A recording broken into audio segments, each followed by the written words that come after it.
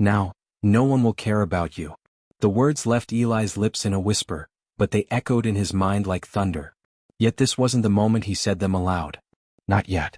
This line, this cold, steady sentence, hung in his future like a shadow waiting to swallow everything. At this point, he didn't even know he was capable of saying something like that. He didn't know he had that kind of darkness in him. But the night everything began, the night that cracked his world open, those words were still waiting inside him, buried under all the years he spent being gentle, patient, and painfully loyal. And it all started with a sound. A laugh. Eli stepped into the house quietly, the kind of silence that came naturally to him after years in the orphanage, where children survived by learning how to be invisible. He wasn't trying to sneak, just tired from another late shift, but the moment he heard Mariana's laugh drifting from the bedroom, he froze mid-step. Not because she wasn't supposed to be awake. Not because she usually never laughed this late. But because the laugh wasn't her real one. It was the one she used when she wanted something from someone. Through the slightly cracked bedroom door, her voice floated out, light, amused, careless. Please? If he dies, no one would care. Eli's breath caught in his throat. It wasn't the words alone, it was the tone. Effortless. As though the sentence meant nothing. As though the subject, he, meant nothing. He didn't step back. He didn't gasp. He didn't react at all. Old habits, deep old habits from childhood, took over. He simply froze, eyes sharp, mind still, heart beating in slow, controlled thuds. He didn't even let the floorboard creak. Who was she talking about? Why would she say something so cruel? Who was the person whose existence meant so little? He leaned slightly toward the crack, just enough to hear, but her voice dropped to a whisper too soft to make out. He heard the shift of her sheets, the playful hum in her throat, and then, "Don't be dramatic. Everything will be fine on Friday." Friday. That date slid into Eli's chest like a tiny blade. He stayed silent as her voice switched back to her usual tone, the slightly irritated one she used when she didn't get her way. "Look, I can't talk long. He's home." Eli stepped away from the door just in time for her footsteps to approach. He moved into the hallway, pretending to be adjusting the shoes he'd kicked off. Mariana appeared. Her face lit up instantly. Too quickly. Too brightly. "Oh. You're home early," she said, and that familiar mask slid over her features, one he had ignored for years. It was a polished, perfect smile that never reached her eyes. But something else caught his attention. Her smartwatch vibrated on her wrist. A message preview flashed. "Did you tell him about us?" "Private." Eli lowered his gaze before she noticed him looking. A strange, cold calm washed through him. Not anger, not suspicion. Just an unsettling stillness. Because something deep inside him whispered. This wasn't nothing. This wasn't gossip. This wasn't harmless. This was the beginning. And for the first time in his life, Eli felt the quiet shift inside him. The small, deadly change that would one day lead him to stand in the shadows, whispering the future's final answer. Now, no one will care about you. Don't forget to hit that like button, drop your thoughts in the comments, and subscribe for more stories. Tap the notification bell so you never miss a twist. New tales drop every day. Mariana's smile stayed fixed, bright and polished, but Eli saw the edge of panic behind it. She stepped forward to hug him, but her body felt stiff, as if she were hugging out of duty, not affection. He didn't return the embrace. He simply let her arms wrap around him, his eyes drifting toward the faint glow of her smartwatch. The message faded from the screen before he could catch more. But he had seen enough. "Did you tell him about us?" "Not me. Not you." When she pulled away, she tucked a strand of hair behind her ear, a nervous habit she had developed after she lost her nursing job years ago. It was subtle, but Eli had lived with her long enough to recognize every shift in her breathing, every twitch in her eyebrow, every lie behind her smile. "You're so quiet," she said with a laugh that didn't fit the tension in the air. "Rough night at work?" He nodded slowly, watching her eyes instead of answering. His silence made her uncomfortable. She turned back to the kitchen, tapping her smartwatch quickly, almost too quickly as she reached for a glass. Foreshadowing whispered through Eli's mind, some instinct he didn't fully understand yet. Something was wrong. Deeply wrong. Mariana wasn't just having an affair. There was something underneath, something he hadn't entirely grasped. "So," she said casually, "you ate already?" "No," Eli replied. "Was waiting for you." She froze, not dramatically, not noticeably, but for half a heartbeat. He saw it. A quick flicker of hesitation. Almost fear. Then she resumed pouring water, her voice light again. Let me fix something. I wasn't expecting you home so soon. Eli watched her navigate the kitchen. Everything about her was rehearsed. Too graceful. Too controlled. She was performing. Not for him, no, not at all, but for someone else. For Deprivate. For the man whose messages had her checking the time every few seconds. She reached for ingredients with forced excitement, but her hand shook when she picked up a knife. Not from affection. Not from nervousness. From fear he was seeing through her. He leaned on the counter. I heard you talking earlier. Her back stiffened. The knife paused midair. Talking? On the phone? Oh, just work stuff. You know how nurses gossip. You haven't worked at the hospital in 2 years, he said quietly. She inhaled sharply, then forced a laugh. Right. Old habits. I meant, my group chat. The girls. Silly drama. Her smartwatch lit up again. A quick buzz. She didn't check it this time. She couldn't. Eli's eyes were on her. He stepped closer, just enough to make her heartbeat quicken. What were you talking about, dying? He asked, voice steady. Mariana gripped the countertop. You must have misheard. It wasn't serious. He tilted his head. Who were you talking about? She turned slowly. Her smile was brittle. No one important. The lie dropped between them like a stone. Before Eli could say more, her smartwatch buzzed again, harder this time, vibrating insistently. She bit her lip, hesitated, then glanced down. Eli caught the new preview. We need to finish what we started tonight. Deprivate. Mariana's face drained of color. And Eli, for the first time, felt something colder than betrayal settle in his bones. This wasn't just about cheating. Something was being planned. Something with a deadline. Something involving him. Eli didn't react to the message. Not outwardly. Years in the orphanage had carved a discipline into him that most people mistook for softness. They never understood that his quiet wasn't weakness, it was survival. The type of silence forged in dormitories where a wrong noise could get your food taken, or your ribs bruised, or your dreams mocked into dust. Silence was his shield. And tonight it became his weapon. Mariana didn't look at him as she locked her smartwatch and set the phone upside down on the counter, screen hidden. She had never been good at acting under pressure. She was good at pretending when the world wasn't watching, but not when someone was staring directly at the cracks. Eli watched her from across the kitchen. The way she ran her tongue across her bottom lip. The way her fingers kept tapping the counter, as though her body was begging her to check whatever message she was ignoring. She couldn't hold still. Everything okay? He asked softly. The softness scared her more than anger would have. Anger she could fight. Softness was what made her mistakes echo louder. Of course, she said too quickly. Just tired. She turned her back to him, chopping vegetables with erratic strokes. Eli walked quietly to the drawer near the fridge. He moved slowly, naturally, as though looking for a napkin. But what he really wanted was confirmation. He opened the drawer. Her extra phone, the black one with the cracked corner, was missing. That phone was always there. Always. She used it for online shopping, she claimed. For delivery drivers. For quick calls with friends. But now, gone. Something deep inside Eli clicked into place. Not like a realization, but like a warning he had ignored for too long, finally gaining a voice. Mariana, he said gently. Come sit. Her shoulders locked. She didn't turn around. I'm cooking. It can wait.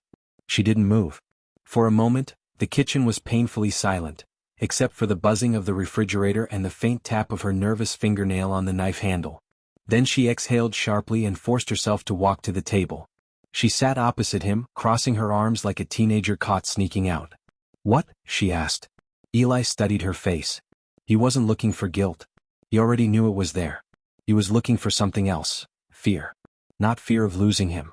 Fear of losing something bigger. I heard you talking, he said. And I heard what you said. Her throat tightened. The pulse in her neck beat visibly. I wasn't talking about you, she whispered. That's not what I asked. Her eyes darted toward her smartwatch, desperate to see if another message had come in. He didn't let her. Who is Deprivate? He asked calmly. She swallowed hard. You shouldn't go through my things. He held her gaze. Who is he? Mariana stood abruptly. Her chair screeched across the floor. I'm not doing this right now. She turned away, but Eli's voice stopped her mid-step. What's happening on Friday? Her breath hitched. She froze. Eli saw it. The flicker of terror she tried to hide, The one that had nothing to do with guilt and everything to do with consequences. She didn't turn back around. You wouldn't understand, she whispered. Eli straightened slowly. Try me. Mariana shook her head, a tremor running through her. I can't. Silence pressed in around them again, thick and suffocating. Somewhere outside, a dog barked. A car passed slowly. A street light flickered. But inside the kitchen, everything stood still, two lives balanced on the edge of something dark and irreversible. Mariana finally said, barely audible. You were never supposed to come home early tonight. And with that one sentence, Eli realized the truth. He wasn't just in the way. He was part of a plan. Don't forget to hit that like button, drop your thoughts in the comments and subscribe for more stories. Tap the notification bell so you never miss a twist. New tales drop every day. Eli didn't raise his voice. He didn't rush toward her. He simply stood there in the kitchen doorway, watching Mariana tremble as if she'd said something she couldn't shove back into her mouth. You were never supposed to come home early tonight. The words clung to the air, heavy and poisonous. What does that mean? Eli asked, voice steady as stone. Mariana kept her back to him, one hand braced against the counter as though the world were tilting and she needed something solid to hold. Her shoulders quivered, not with sadness, not with remorse, but with the anxiety of someone who had run out of lies and didn't know which one to grab next. It's not what you think, she whispered. Then explain it. I can't. Eli stepped closer. Not threatening, not aggressive, but with a calmness that made her fear spike even harder. People like Mariana were unnerved by silence.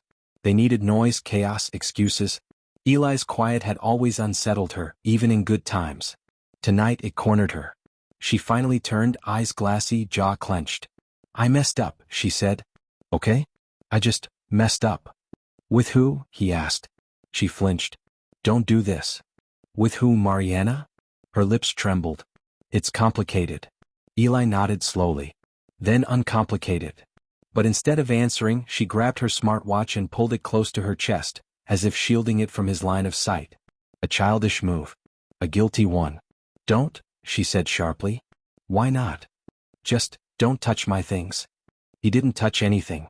He didn't move. He didn't have to. The fear in her voice told him everything he needed to know. She backed away from him, hands shaking, then pushed past him toward the bedroom. Eli followed at a slow, deliberate pace. He wasn't chasing. He was observing, every twitch of her shoulders, every ragged breath, every frantic glance at the locked screen on her wrist. When she reached the bedroom, she slammed the door shut behind her and leaned against it, chest rising and falling fast. Eli waited outside listening. At first, silence. Then, the muffled sound of her pacing. Then, her whispering into the smartwatch, voice tinged with anger and fear. He came home early. No, I didn't say anything yet. Stop yelling. I said I'm handling it. Pause. No. He doesn't suspect the Friday thing. Not yet. Eli's pulse didn't spike. He just listened, committing every word to memory. Then something made her voice drop lower. Yes, I still have it. No, I didn't use it. I told you I need more time. Silence. Then the final whisper, soft, terrified, defeated. I know what will happen if I don't do it. Eli stepped away from the door before she opened it. He didn't want her to know he'd heard. Not yet. He walked down the hallway, moving like a man sorting through pieces of a puzzle he didn't realize existed. Every moment, every clue, every shift in her tone, they all began forming a picture, one he wasn't ready to look at fully. And he wasn't wrong. Because as he reached the living room, he saw something he hadn't noticed earlier, the corner of a folded credit card bill sticking out of the small drawer in the TV stand. He pulled it out. Hotel charges. Repeated nights. Same place. Same pattern. Different times. And next to the bill, tucked between envelopes, was something worse. A small black velvet pouch. Empty. Mariana's voice echoed from the hallway as she approached again. Eli, can we just talk? He clenched the pouch in his fist. Talk. Yes, they would talk. But first, he needed to understand the real question. What had been in that pouch? And who was helping her? Eli didn't answer her. He stood in the living room with the velvet pouch held loosely at his side, staring at nothing and everything at once. The weight of the pouch didn't bother him. What bothered him was the absence of weight. Whatever had been inside was gone. Removed. Hidden. Used. Mariana stepped into the room slowly as if approaching a wounded animal. Her eyes flicked to his hand, instantly recognizing the pouch. Her face drained of color. You went through my things? She asked, voice nearly breaking. No, Eli replied quietly. They went through themselves. She blinked rapidly. Eli, please, that's not what you think. He studied her face. Not with anger. Not with desperation. With a kind of stillness that came from a lifetime of watching people reveal themselves. The orphanage had taught him many things, but one lesson stood above all. When people lie, they always leave something true behind. A gesture. A twitch. A tremor. And Mariana was trembling. What was in the pouch? He asked calmly. She opened her mouth, then closed it. Her throat worked, swallowing fear. It's nothing. Nothing doesn't go missing. Her fingers fidgeted with the hem of her shirt. It's not what you think. He tilted his head. Tell me what I think. That she inhaled shakily. That I'm cheating. That I'm trying to hurt you. Eli didn't blink. Are you? Silence. Pain flickered through her eyes, but not the kind that belonged to someone who regretted anything. It was the pain of someone cornered. Someone who had thought she had time, and suddenly didn't. Eli, I made mistakes, she whispered. But I didn't want you to find out like this. Not now. Not now. Not tonight. Not before Friday. Each excuse layered on top of the next, and Eli watched them crumble in real time. She wasn't telling him the truth, she was picking whichever lie felt safest. Where were you earlier? He asked, voice steady. At work, she blurted. You clocked out at 5. She froze. And the hotel charges? He asked. She stammered, I can explain. Then explain. Her breath came faster. It wasn't what you think. I wasn't with someone. Then who is D private? Her eyes flicked away, tears threatening. It's complicated. Uncomplicated. Her hands shook harder now. She pressed them against her thighs to steady them, but the tremor didn't stop. Eli, she said softly, you were never supposed to hear that call. But I did. Her knees bent slightly as though her strength were leaking out of her. She slumped into the couch, covering her face. For the first time since the truth began spilling out, his voice hardened just a fraction. Not loud, not sharp, but unmistakably authoritative. What happens Friday? She looked up. Her eyes glistened. Fear radiated from her like heat. I can't tell you, she whispered. You don't understand what he's capable of. The word he cut through the room. Not they. Not someone. A singular threat. A singular man. A singular danger. Eli stayed still, but something inside him shifted. A realization heavy and unwelcome. Mariana, he said slowly, are you in trouble? Her lips parted, trembling. Yes, she breathed. And if I don't do what he wants, we both might be. Eli's fingers tightened around the empty velvet pouch. We both. The first shards of truth emerged at last. Small, broken pieces pointing toward a darker backstory Mariana had been hiding for years. And Eli sensed that the man haunting her past was about to step into their present. Don't forget to hit that like button, drop your thoughts in the comments and subscribe for more stories. Tap the notification bell so you never miss a twist. New tales drop every day. The silence in the small hospital room felt heavier than any noise could. Samuel stood by the window, one hand braced against the cool glass, watching the city lights blur beneath the fog of his breath. Behind him, Toke lay motionless on the narrow bed, her chest rising and falling in weak, trembling rhythms. Machines beeped faintly, indifferent to the storm that had ripped their lives apart. He had stayed. He had told himself it was only because she was unconscious, that only a monster would walk away from a person on life support. But deep inside, beneath anger, beneath betrayal, beneath the memories of her standing in another man's shirt, there was something else. Something that made his heart tighten every time he looked at her. A memory older than the affair, older than their marriage. A memory that refused to die. He closed his eyes and exhaled slowly, letting the memory surface. Toke laughing on a street corner in the rain, hair soaked, mascara running. The night he met her. She'd been standing under a broken streetlight, barefoot because her shoes had snapped. He had offered her the umbrella he didn't even like using. She'd refused it. Keep it, you look like someone that hates being wet. And somehow that stupid little exchange had turned into a 3-hour conversation in a closed cafe. She had been fire. Unpredictable, warm, reckless. The kind of woman he had told himself he didn't deserve. He opened his eyes again. That girl felt like a ghost now. When the doctor entered quietly, Samuel turned. She's stable, the doctor said. Not out of danger but stable. Her body is exhausted. She'll wake up when it can handle it. Samuel nodded, but his jaw was tight. You mentioned stress-induced collapse. What kind of stress? The doctor hesitated, just slightly, but enough for Samuel to catch it. High emotional strain, the doctor replied carefully. Often triggered by events involving fear, guilt, or overwhelming pressure. Guilt. The word punched Samuel harder than he expected. He swallowed, eyes drifting to her again. When the doctor left, Samuel moved closer to Tokei's bedside. Her hand was small, fragile-looking. He didn't touch it. He didn't trust himself to. You didn't even look back, he whispered, remembering the way she had run into the street. You just ran. A part of him wondered, would she have run like that for the man she cheated with? Or was that frantic panic meant for him? He didn't want to know. Didn't want to care. But he did. That was the problem. He sank into the chair beside the bed, elbows on his knees. He had replayed the argument in his mind 100 times already. The words she shouted. The truth she admitted. The way she cried, not with fear of losing him but with fear of being exposed. Or so he had interpreted it. But what if he had been wrong? What if there were pieces he didn't know yet? The question dug under his skin like a thorn, and he hated himself for even entertaining it. Hours passed. Night melted into early morning. Samuel's eyes burned from exhaustion, but he refused to sleep. Until suddenly Tokei's fingers twitched. He lifted his head sharply. Her eyelids fluttered, then slowly opened, confused, disoriented, and drenched in fear even before she focused on him.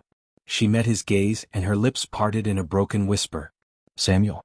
I didn't mean for any of this to happen. And there it was. The moment everything would either crack apart or start to reveal its hidden shape. He inhaled once, slow and steady. Tokei, he said quietly, start from the beginning. Mariana didn't speak immediately. She lay there on the couch, knees drawn up, eyes fixed on the ceiling like she was counting cracks only she could see. Eli stood a few feet away, arms hanging loosely at his sides, his body still but his mind racing.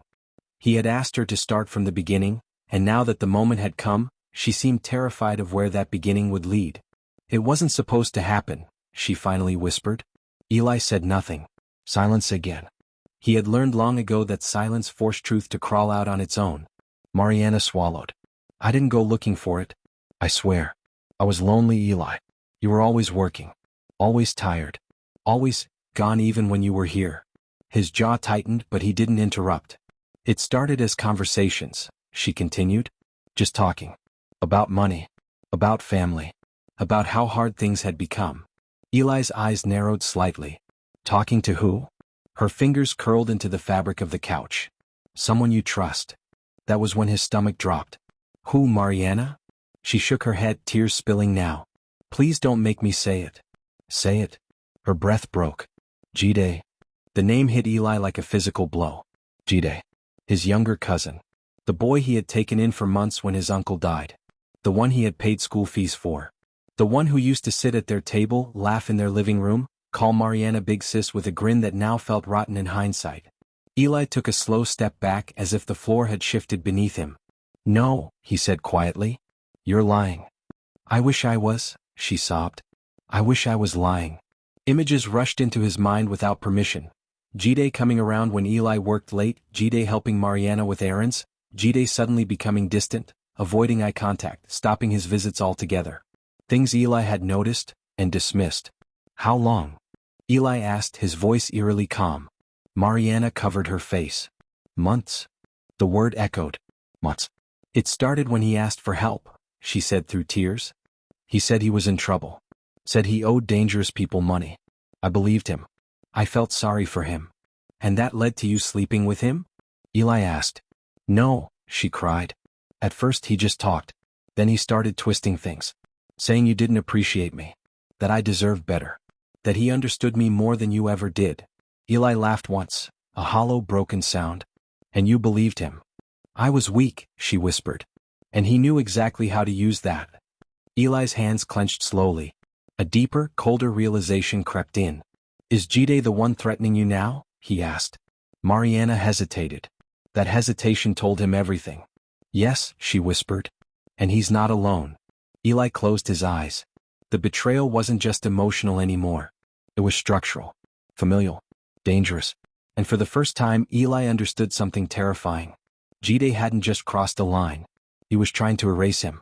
Don't forget to hit that like button, drop your thoughts in the comments and subscribe for more stories. Tap the notification bell so you never miss a twist. New tales drop every day. Eli didn't shout. He didn't pace. He didn't even look angry. That was what scared Mariana most. He simply lowered himself onto the arm of the couch and stared at the floor, as though he were examining a crack that had always been there but only now revealed how deep it went. Jide. The name replayed in his head with every memory it infected. The late nights. The sudden excuses. The way Jide had stopped calling him brother, and started calling him by his name instead. Eli had noticed the shift back then, but he had been too tired, too trusting, too convinced that family could not betray you this thoroughly. When did he start asking for money? Eli asked quietly. Mariana wiped her face. Last year. He said it was gambling at first. Then he said it was business. Then he said people were after him. And you believed him. I wanted to, she said. He made it sound like you wouldn't understand. Like you'd judge him. Eli nodded slowly. That part made sense. Jide had always played the victim well. It was how he survived childhood. It was how he manipulated adulthood. And Friday? Eli asked. What happens on Friday? Mariana's breath caught. She hesitated too long. Mariana. He said if I don't fix things by then, she whispered, he'll make sure everything collapses. Define everything. She looked up at him, eyes wide with fear. You. The house. Your job. Your reputation. He said accidents happen all the time. People get sick. People disappear. Disappear. The word lingered between them like smoke. Eli leaned back slightly, folding his arms, forcing himself to remain calm. Panic would help no one. Emotion would only blur what was already becoming disturbingly clear. He's blackmailing you, Eli said. Yes. With what? Mariana hesitated again. Then she stood, walked to the bedroom and returned with her phone. Her hands shook as she unlocked it and handed it to him. Eli scrolled. Photos. Messages. Audio recordings. Jide's voice unmistakable. Smooth. Calculated. Cruel. You don't get to walk away from this, Mari. You already chose me the moment you stepped into that hotel room. Eli's jaw tightened. Then he saw something that made his chest constrict. A scanned document. His name. His signature. Life insurance. What is this? He asked, though he already knew. Mariana dropped back onto the couch. He made me do it. Said it was just a backup. Said nothing would actually happen if I cooperated. Cooperated how? She looked away. He said I needed to make sure you stayed calm. Comfortable. Trusting. A memory flashed in Eli's mind, the way she had insisted on cooking for him lately. The way she had pushed drinks toward him. The way she'd smiled too sweetly, too carefully. What was in the velvet pouch? He asked. Her voice dropped to a whisper. Something he gave me. Something he said would make things quiet. Eli stood slowly. The room felt smaller now. Tighter. As though walls were inching closer. Jide wasn't just betraying him. He was positioning himself to replace him. And in that moment, a decision began forming in Eli's mind. Not emotional, not impulsive, but precise. If Jide wanted him gone, then disappearing might be the only way to survive. And to win. Eli didn't say anything for a long time. He walked to the window and stared out into the street, watching headlights slide past like silent witnesses to lives that had nothing to do with his own. Inside his chest, anger burned, but it burned cold, disciplined, contained. This wasn't the kind of rage that exploded. This was the kind that planned. Behind him, Mariana sat curled into herself, watching him as though he were a stranger. In some ways he was. The man who would have confronted Jide, who would have called the police immediately, who would have broken down in fury, that man was fading. Survival instincts were taking over. He wants me gone, Eli said at last. Not as a question. As a fact. Mariana nodded weakly. He said if you disappear, everything ends. He said the pressure goes away. Pressure for who? Eli asked. For me, she whispered. For him. Eli exhaled slowly. The manipulation was elegant in its cruelty. Jide hadn't just threatened violence. He had weaponized guilt, fear, and family. If Eli stayed, Mariana suffered. If Eli vanished, she was spared. Jide knew exactly how to frame the choice. Does he think I'm weak? Eli asked quietly. Mariana didn't answer. She didn't need to. Eli turned back to her. Listen carefully. From now on, you do exactly what I say. Her eyes widened. Eli. No arguments, he cut in gently. If you want this to end without blood, you have to trust me. She nodded, desperate. You will act normal, he continued. You'll answer his messages. You'll reassure him. You'll tell him I don't suspect anything. But nothing, he said firmly. He thinks he's in control. We don't change that. Mariana swallowed. What are you going to do? Eli's gaze hardened. I'm going to disappear. Her breath caught. No. That's what he wants. It's what he thinks he wants, Eli corrected. There's a difference. He walked to the bedroom and opened the closet, scanning the shelves not for clothes but for information. He moved the way he always had, methodical, observant. The orphanage had taught him to leave without being noticed, to erase himself when necessary. You can't just vanish, Mariana said, following him. People will ask questions. They always do, Eli replied. At first. He pulled out a small locked box from the back of the shelf. Inside were documents Mariana didn't know existed, backup IDs, old SIM cards, emergency cash. Tools he had kept not out of paranoia but out of habit.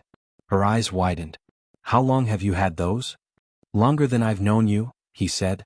A flicker of realization crossed her face. She had underestimated him. Always had. Eli pulled out his phone and began deleting apps, contacts, photos. Each tap felt final. Each erasure felt like shedding skin. I'll leave tonight, he said. Before he expects it. And if he checks on you? Mariana asked. He won't, Eli replied. Not right away. He's too confident. He looked at her then really looked. When I'm gone you cry. You panic. You tell him you don't know where I am. Her voice trembled. And what if he hurts me anyway? Eli stepped closer, his tone low and steady. He won't. Not while he thinks I'm afraid. Mariana nodded slowly. Eli reached into the drawer and pulled out the burner phone he'd prepared earlier. He slipped it beneath the mattress, positioning it carefully. Then he straightened. If he believes I've disappeared, Eli said quietly, he'll make mistakes. And mistakes were exactly what Eli was waiting for. Don't forget to hit that like button, drop your thoughts in the comments and subscribe for more stories. Tap the notification bell so you never miss a twist. New tales drop every day. Eli left without ceremony. No dramatic goodbye. No final speech. He moved through the house the way he always had when trouble came, quiet, efficient, invisible. By the time Mariana realized he was truly serious, he was already packing light. Documents, cash, a change of clothes, nothing sentimental. Sentiment was a luxury he could no longer afford. She followed him from room to room, panic tightening her voice. Eli, please, say something. You can't just walk out like this. He stopped at the front door and turned to her. For a brief moment, she saw the man she had married, the tired kindness in his eyes, the patience she had mistaken for weakness. This isn't me walking out, he said calmly. This is me staying alive. Her eyes filled with tears. What if something happens to you? A flicker of something unreadable crossed his face. Then make sure it looks like I vanished. She opened her mouth to protest, but he was already stepping past her. Before leaving, he reached into his pocket and placed something gently on the console table. His wedding ring. Mariana gasped. Eli. He shook his head. If he's watching, this has to look real. Then he was gone. Outside, the night swallowed him whole. Eli didn't head for the bus stop or the main road. He cut through back streets, changed directions twice, and slipped into a 24-hour convenience store long enough to switch jackets and discard his phone in a trash bin filled with half-melted ice. He didn't look back. By morning, his bank accounts were empty. Not withdrawn, moved. Cleanly. Quietly. Money routed through paths he had learned years ago while helping a private investigator trace missing persons. The irony wasn't lost on him now. By noon, his name began to circulate. At his workplace, calls went unanswered. Messages stacked up. His supervisor frowned, confused. Eli was never late. Never unreachable. By evening, Mariana played her part. She called Jide, her voice shaking, panic thick and convincing. He's gone, she cried. He left. I don't know where he is. He didn't even take his phone. On the other end of the line, Jide paused. Just long enough to expose his satisfaction. Relax, he said smoothly. This is good. Let it breathe. Those words were captured clearly by the burner phone beneath the mattress. Eli listened to the recording hours later from a dim motel room on the edge of another city. He sat on the bed, earbuds in, face expressionless as Jide's voice confirmed everything he had already suspected. He always was the quiet type, Jide continued. Probably finally cracked. Eli exhaled slowly. Crack. Jide thought he had won. What Jide didn't know was that Eli had already sent copies of the insurance documents, the threats, and the recordings to a secure digital vault. One that would unlock itself if Eli failed to check in within 7 days. If anything happened to him, the truth wouldn't disappear with him. That night, as rain streaked down the motel window, Eli stood in the dark and allowed himself one brief, dangerous thought. Not revenge. Justice. And somewhere across the city, Jide poured himself a drink in Eli's house, sat on Eli's couch and smiled, completely unaware that every move he made from this point forward was being watched. The first thing Jide did after Eli vanished was stop pretending. He moved through the house like it already belonged to him, feet up on the coffee table, fridge raided without asking, drawers opened without apology. He stopped calling Eli brother in his conversations with Mariana. Now it was just him. Past tense. Finished. Mariana watched it all with a knot in her stomach. You should wait, she said one evening as Jide lounged on the couch, scrolling through his phone. People might notice. Jide laughed. Notice what? A woman grieving? A man who ran away. Relax. He leaned forward, eyes sharp. You did good. The words made her stomach turn. Meanwhile, miles away, Eli sat in a borrowed car outside his old neighborhood, hood pulled low, eyes fixed on the house that had once been his safe place. He watched Jide's shadow move across the curtains. Watched him pour a drink into Eli's favorite glass. Eli recorded everything. Every entrance. Every visitor. Every careless mistake. Jide grew reckless quickly. Too confident. He used Eli's Wi-Fi. Logged into Eli's TV accounts. Even accessed Eli's laptop, unaware that Eli had installed a remote access mirror years ago and never removed it. On the screen in front of him, Eli watched his cousin type. Searches appeared in real time. How long before missing person becomes presumed dead? How to cash life insurance if body not found? Poison traces natural causes. Eli's jaw tightened, but he stayed calm. Jide wasn't just replacing him. He was planning to erase him completely. 2 days later, the mistake happened. Jide met someone at the house. Not quietly. Not carefully. The man arrived in a black sedan and stayed too long. Voices rose. Money changed hands. Eli zoomed in through a camera feed he'd never told anyone about, the old security cam he'd installed after a break-in years ago and forgotten to mention. He caught faces. Caught audio. Caught everything. Then came the message Eli had been waiting for. Jide texted Mariana. Friday's off. No need to push him anymore. He solved the problem himself. Mariana stared at the screen, her hands shaking. She didn't reply. Eli saw the message instantly. Friday. The deadline. Jide believed the problem was solved. That belief would be his undoing. Eli sent one final package that night. Not to the police. Not yet. He sent it to an insurance investigator. Anonymous tip. Attached evidence. Time-stamped recordings. Forgery proof. Enough to raise alarms. Enough to start a chain reaction. The next morning, 2 unmarked cars parked down the street from the house. Jide noticed too late. When the knock came, it wasn't loud. It was calm. Professional. Insurance fraud unit, a voice said. We'd like to ask a few questions. Jide's smile faltered for the first time. From across the street, hidden in plain sight, Eli watched through binoculars as the truth finally stepped through the door. And for the first time since he vanished, Eli allowed himself to whisper the words that had once been nothing but a distant, bitter thought. Now, no one will care about you. Don't forget to hit that like button, drop your thoughts in the comments and subscribe for more stories. Tap the notification bell so you never miss a twist. New tales drop every day. The house felt smaller with the police inside it. Jide sat on the couch where Eli used to sit, his posture stiff, his confidence evaporating with every question asked. The insurance investigators were calm, methodical, flipping through documents that Jide had believed were invisible. Mariana stood near the doorway, arms wrapped around herself, watching the man she had betrayed her husband for slowly unravel. This signature, one investigator said, tapping the paper, doesn't match previous records. Jide forced a laugh. People's signatures change. Not like this, the investigator replied. And not on a policy taken out 3 weeks before the policyholder disappeared. The room fell quiet. Outside, Eli leaned against a tree across the street, his face half hidden in shadow. He listened to the low murmur of voices through the open window, the sound carrying farther than anyone realized. His heart beat steadily. Not fast. Not slow. Controlled. Where were you on the night Eli vanished? Another investigator asked. Jide hesitated. Mariana spoke before he could. He was here. Jide snapped his head toward her. What? He never left, she said, her voice shaking but firm. He stayed. He drank. He laughed. Like nothing was wrong. The investigators exchanged a glance. That's interesting, one of them said. Because phone records show he told someone Eli solved the problem himself. Care to explain that? Jide's mouth opened. Close. His phone buzzed. A message appeared on the screen, unknown number. Check your cloud backup. Jide's face drained of color as realization hit him all at once. Across the street Eli straightened. This was it. Inside the house, one investigator raised a hand. Sir, don't touch the phone. Too late. Jide opened the backup. Audio files. Videos. Messages. Everything. His voice filled the room. You don't get to walk away from this. Accidents happen all the time. If he disappears, the pressure goes away. The words echoed like a confession. Mariana sank to her knees. Jide bolted.